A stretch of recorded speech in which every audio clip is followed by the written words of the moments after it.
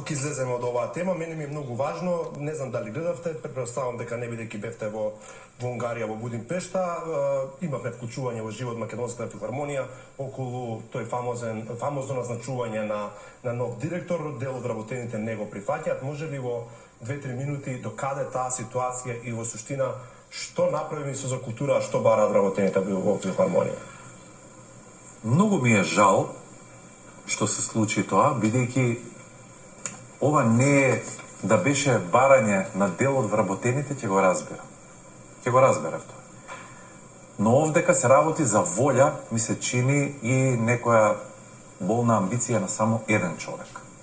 А тоа е председателот на синдикатот. На синдикатот од филхармонија, кој што всушност го вклучи синдикатот во нешто за кое што синдикатот нема никакви ингеренции ниту надлежности. Да беше на делот од вработените, ќе го разберам. Не ја разбирам потребата исто синдикатот да се замеша за нешто каде што нема ингеренции. Ова е одлука на министар. Министерот распишува конкурс, не е законска обврска да се прави комисија. Туку останало како традиција, еве јас сакав да ја продолжам, да се формира комисија која што ќе ги види документите на сите оние кои што конкурираат. Да.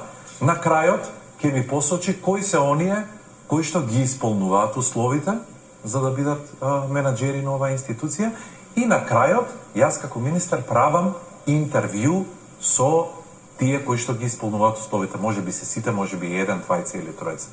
На крајот ја носам одлуката и сносам одговорност за менаџерот кој што сум го назначил. Јас им назначувам над 80 директори во Министерство за култура и одговарам за сите. Тоа право сега излегува дека синдикатот мене ми го одзема тоа право.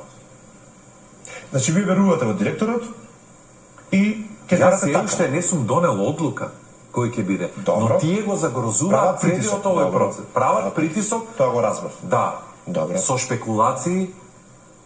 И тоа ќе барам дали вие ќе попуштите или ќе попушти некој од синдикатот? Ама нема што да попуштам. Јас се уште не сум донел одлука.